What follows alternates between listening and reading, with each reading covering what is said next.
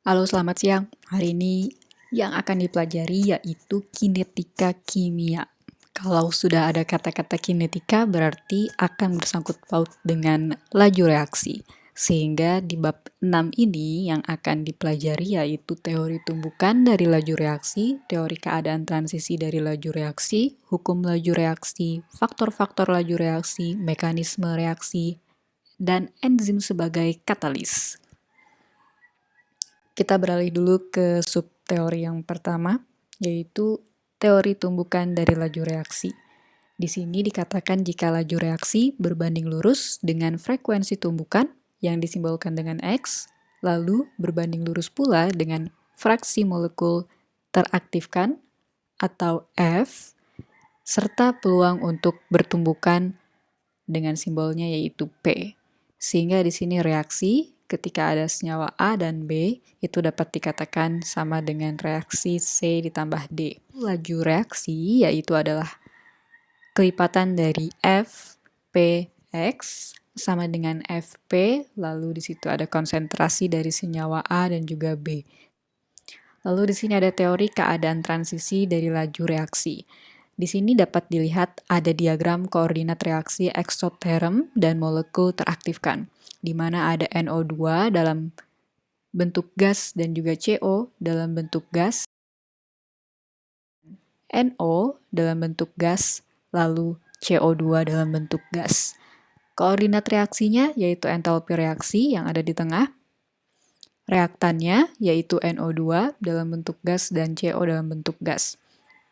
Energi reaksi ini akan berpindah ke kanan, melepas O, N, dan juga O, lalu CO, sehingga di sini energi reaksi terjadi yang dari kiri, yaitu menghasilkan produk NO dalam bentuk gas dan juga CO2 dalam bentuk gas. Dan energi yang ke atas itu, dia akan melibatkan energi potensial. Hukum laju reaksi. Pada hukum laju reaksi, di sini dapat dilihat ada gas yang tadi sebelumnya kita bahas, yaitu campuran dari NO2 dan juga CO, kemudian menjadi NO dalam gas dan juga CO2 dalam gas. Di sini laju reaksi yang terjadi yaitu laju pengurangan konsentrasi reaktan terhadap waktu, kemudian ada laju kenaikan konsentrasi produk terhadap waktu. Reaksi umumnya yaitu adalah ketika laju tersebut diturunkan. Berarti di sini teman-teman harus memahami konsep matematika diferensial. Di sini ada A kecil dan juga A besar, ditambah B kecil, tambah B besar, maka di situ akan menjadi C kecil, C besar, D kecil, D besar. Maksudnya apa ya? Laju di sini ada diferensial dari senyawa A. Nah, terus untuk selanjutnya maka akan menjadi diferensial dari senyawa B sama dengan senyawa C dan juga senyawa D. Ayo kita lihat contohnya. Pada suhu tinggi, HI bereaksi menurut persamaan berikut. Ada 2 HI dalam bentuk gas, di situ akan menjadi H2 dalam bentuk gas plus I2 dalam bentuk gas. Pada suhu 443 derajat Celcius, laju reaksi meningkat seiring dengan meningkatnya konsentrasi HI sebagai berikut. HI dalam mol per liter dapat dilihat 0,005 dan di situ ada 0,01 sehingga ketika dikalikan maka akan menjadi 0,020. Lalu di sini juga lihat ada laju mol per liter detik yaitu 7,5 dikali 10 pangkat minus 4, 3,0 dikali 10 pangkat minus 3, dan ada di situ juga 1,2 dikali 10 pangkat minus 2. Perintah soalnya yaitu tentukan order reaksi dan tulislah hukum lajunya. Hitunglah tetapan laju dan nyatakan satuannya. Lalu yang terakhir, hitunglah laju reaksi untuk HI dengan konsentrasi 0,002 M. Penyelesaiannya, di sini teman-teman harus mencari dulu perbandingan antara laju senyawa yang kedua dan juga laju senyawa yang pertama sama dengan HI, yang mana HI tersebut adalah yang kedua dan yang di bawahnya yaitu HI yang pertama. Dan jangan lupa diberikan pangkat. Di sini kita lihat yang sebelumnya ada 3,0 dikali 10 pangkat minus 3 dan 7,5 dikali 10 pangkat minus 4 sama dengan 0,01 per 0,005. Sehingga di sini 4 sama dengan 2N. Kita harus mencari lajunya itu pangkatnya. Sehingga berapa yang dikali berapa sama dengan 4. Pada 2 tersebut ada berapa kali? Sehingga di sini 2 pangkat 2 itu sama dengan 4. Sehingga hukum laju yaitu adalah K kecil dikali senyawa HI-nya dipangkatkan 2. Yang diambil berarti N2-nya ini. Yang B, tetapan laju K dihitung dengan memasukkan nilai pada set data yang mana saja dengan menggunakan hukum laju yang sudah ditetapkan.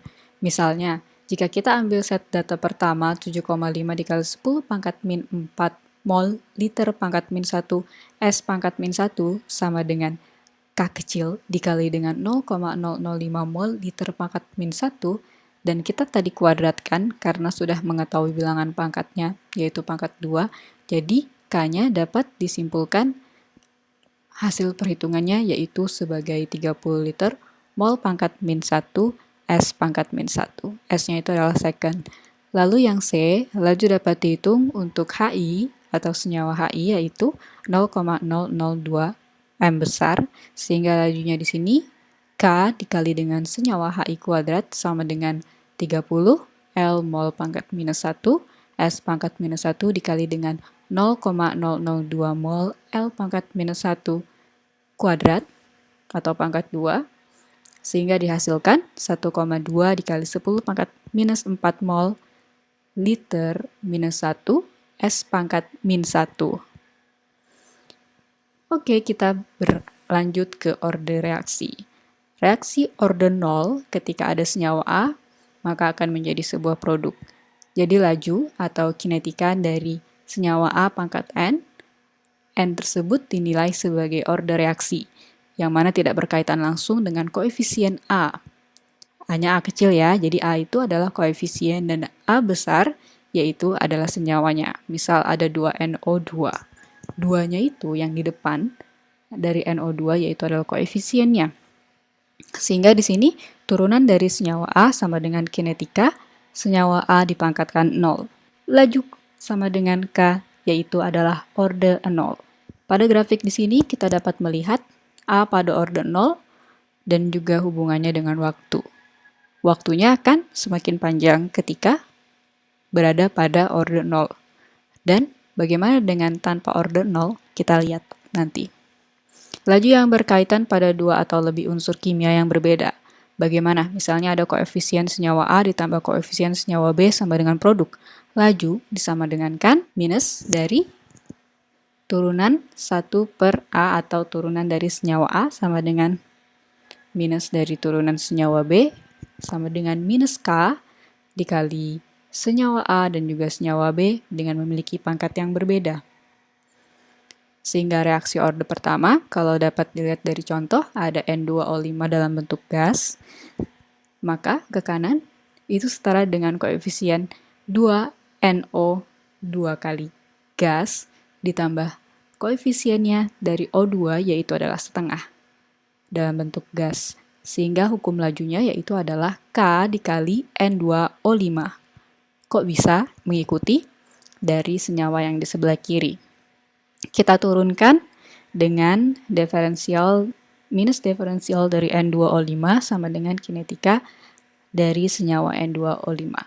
Dan di sini didapatkan minus KDT. KDT di situ berarti turunan dari kinetikanya. Dan kita integrasikan atau kita naikkan lagi sehingga didapatkan minus KT.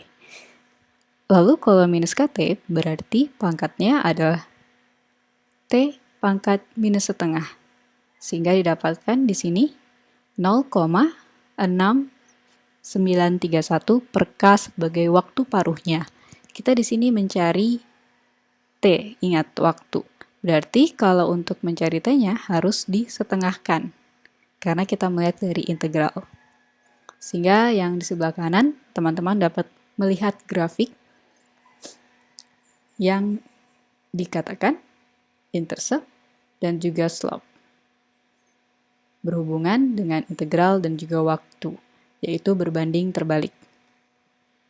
Contoh selanjutnya, Penguraian termal aseton pada suhu 600 derajat Celcius merupakan reaksi orde pertama dengan waktu paruh 80 detik. Hitunglah nilai konstanta laju reaksi dalam kurung K kecil, dan yang kedua yaitu berapa waktu yang diperlukan agar 25% dari contoh aseton itu terurai. Kita lihat bagaimana menjawabnya. Pertama, K yang diketahui yaitu adalah 0,693 per T di bawah itu pangkatnya setengah sama dengan 0,693 per 80 detik. Sehingga dihasilkan 8,7 dikali 10 pangkat minus 3 detik. Tapi pangkatnya minus 1, itu sama dengan artinya per detik.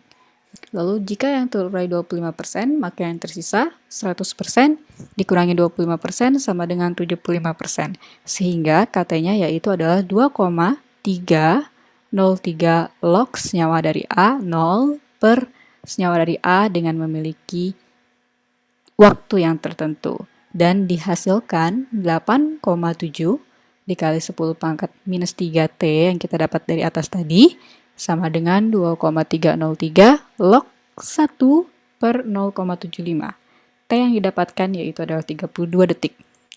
Reaksi orde kedua. Untuk reaksi 2NO2 dalam bentuk gas menjadi koefisiennya yaitu 2NO gas ditambah O2 dalam bentuk gas. Hukum lajunya yaitu ada kinetika NO2 pangkat 2. Di sini harus didiferensialkan lagi untuk NO2-nya, sehingga di sini mendapatkan kinetika dari NO2 tapi pangkat 2. Dan minus KdT-nya diintegrasikan, yaitu menjadi 1NO2 dengan waktunya, waktu yang belum ditentukan, sama dengan 1NO2 dengan waktu 0, sama ditambah 2kT. 2 sama dengan koefisien stokiometri dari NO2. Reaksi orde pertama semu merupakan reaksi orde kedua atau orde yang lebih tinggi tapi mengikuti reaksi orde pertama. Contoh, C plus D. Hasil reaksi laju reaksinya KCD. D per dt itu artinya didiferensialkan. Untuk senyawa C, maka kinetika senyawa C dikali dengan D. Bila kinetika dari senyawa D tetap, maka laju reaksinya yaitu adalah naikan dari kinetika senyawa C. Atau kita dapat katakan turunkan dulu diferensialkan dulu untuk senyawa C dan didapatkan Kc dan juga K aksen sama dengan Kd. K aksen yaitu tetapan laju orde 1 semu dan waktu paruhnya yaitu adalah T setengah. Ini 0,693 per K aksen. Contoh selanjutnya, reaksi radikal OH- dengan metana di atmosfer mempunyai konstanta laju reaksi pada suhu 25 derajat Celcius sebesar 6,3 dikali 10 pangkat minus 15 mol per liter detik. Reaksinya, OH- dalam bentuk gas ditambah CH4 dalam bentuk gas akan menjadi H2O dalam bentuk gas ditambah CH3- dalam bentuk gas. Tentukan hukum laju reaksi orde pertama semu jika OH- konstan dan hitunglah K jika OH- sama dengan 1,2 dikali 10 pangkat 6 mol per liter, tapi K-nya di sini adalah K aksen. Dan yang kedua, hitunglah waktu paruh metana bila OH- sama dengan 1,2 dikali 10 pangkat 6 mol per liter. Penyelesaiannya yaitu yang pertama, kita menghitung laju reaksi yaitu kinetika dari senyawa OH- dikali dengan CH4. Karena OH- itu konstan, maka konstanta laju reaksinya yaitu K aksen. Laju reaksi menjadi K aksen CH4 dan K aksen sama dengan K dikali senyawa OH-. K aksen di sini dapat diperoleh dengan cara mengalihkan 6,3 dikali 10 pangkat minus 15 mol per liter detik dikali dengan 1,2 dikali 10 pangkat 6 mol per liter dan didapatkan 7,6 dikali 10 pangkat negatif 9 per detik. Dan untuk T setengahnya yaitu 0,693 per 7,6 dikali 10 pangkat 9 per detik, maka didapatkan 2 tahun 11 bulan. Di sini teman-teman harus mengetahui konversi dalam bentuk waktu tahunan. Kita masuk ke subbab berikutnya yaitu faktor-faktor laju reaksi. yang mana ada macam zat yang bereaksi, konsentrasi zat yang bereaksi, di mana konsentrasi pereaksi berbanding lurus dengan laju reaksi. Lalu di sini ada tekanan untuk reaksi yang melibatkan gas, karena konsentrasi gas berhubungan dengan tekanan. Lalu ada juga luas permukaan. Semakin halus bentuk zat yang bereaksi akan semakin cepat laju reaksi. Contoh, ada laju reaksi aluminium dalam bentuk serbuk, maka lebih cepat atau lebih laju ketimbang laju reaksi aluminium dalam bentuk batangan. Kenapa? Karena permukaannya semakin kecil. Permukaan yang semakin kecil itu, luas permukaannya adalah semakin luas. Ingat, kalau semakin kecil bentuknya atau pori-porinya, maka luas permukaannya itu semakin luas. Sehingga laju reaksinya akan semakin cepat. Dan laju reaksi aluminium itu dalam bentuk batangan. Batangan dengan serbuk lebih besar batangan. Luas permukaannya semakin kecil. Nah, luas permukaan yang kecil, maka laju reaksinya akan semakin lambat. Suhu. Semakin tinggi suhu, maka energi kinetik molekul meningkat sehingga frekuensi tumbukan semakin tinggi. Lalu laju reaksinya pun akan meningkat. Di sini ada tetapan laju bervariasi secara eksponensial dengan kebalikan suhu. Wah, itu berarti berbanding terbalik. K sama dengan AE pangkat EA per RT. Sehingga diintegralkan K-nya, sehingga integral dari A dikurangi EA per RT. Seperti yang di kotak hijau. Katalis. Katalis itu adalah zat yang mempercepat reaksi kimia tetapi tidak mengalami perubahan yang permanen. Di sini ada dua katalis, yaitu yang homogen dan juga heterogen. Kalau katalis homogen, fasanya sama dengan reaktan. Ketika katalisnya heterogen, maka fasa berbeda dengan reaktan. Katalis itu berbeda dengan inhibitor. Contoh, logam platina mengkatalis reaksi hidrogenasi etena menjadi etana. Maka didapatkan persamaan rumus senyawanya seperti yang ada di bawah H2 ditambah C2H4, lalu diberi logam platina akan menjadi C2H6. Di sini ada ilustrasi dari etilena, fasa gas, dan juga H2 dalam fasa gas, dan permukaan platinanya, tadi ingat-ingat, PT adalah platina. Lalu ada atom H2 yang teradsorpsi, dan etilenanya juga menjadi teradsorpsi, yaitu dalam bentuk C2H4-nya. Sehingga di sini akan menjadi C2H5, yaitu zat antara setelah diberikan permukaan platina. Dan di sini ada C2H6 yang teradsorpsi menjadi etana C2H6 terdesorpsi. Jadi, adsorpsi tadi menjadi terdesorpsi. Katalis. Di sini ada energi potensial dan juga ada koordinat reaksinya, yang mana dapat menurunkan energi aktivasi. Siapanya? Katalisnya. Ketika ada katalis, maka energi aktivasi akan menjadi turun. Contohnya dapat dilihat dari diagram ini. Ada reaktan. Penghalang energi tanpa katalis, maka energi potensialnya akan menjadi tinggi. Tapi ketika ada katalis, energi potensialnya akan melemah hingga menjadi turun dan menjadi sebuah produk. Mekanisme reaksi. Mekanisme reaksi menyatakan jenis dan jumlah tahap pada suatu reaksi. Reaksi elementer. Di sini ada unimolekular, bimolekular, dan juga termolekular.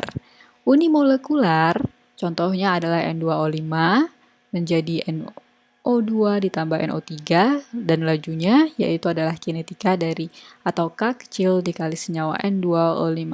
Tanda bintang itu berarti nanti bervariatif ya. Ada bimolekular, NO dalam bentuk gas ditambah O3 dalam bentuk gas setara dengan NO2 dalam bentuk gas ditambah O2 dalam bentuk gas, sehingga di sini laju K dikali senyawa NO dikali O3. Ada juga termolekular. Di sini ada dua senyawa I ditambah AR.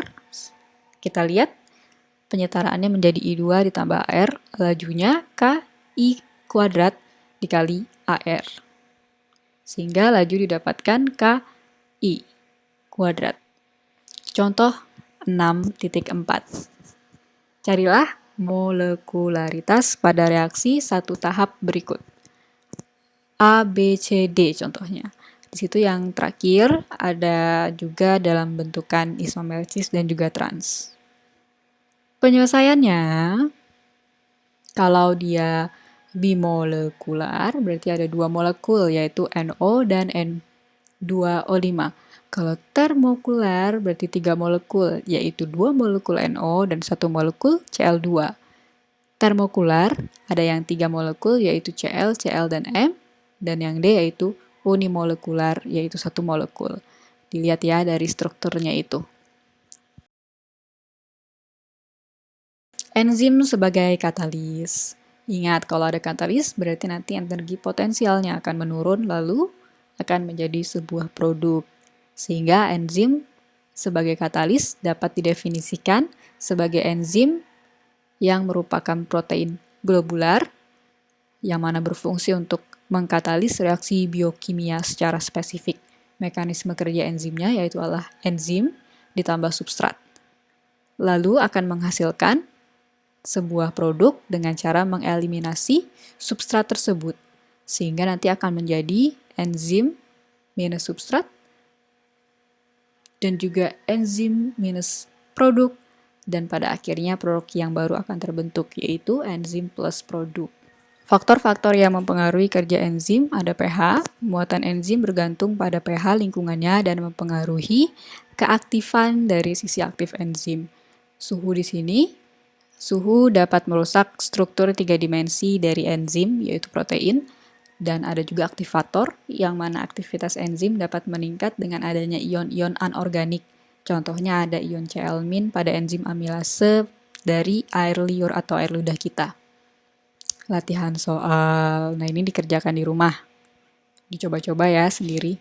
Oke, selesai. Terima kasih untuk hari ini. Jika ada pertanyaan, dipersilahkan.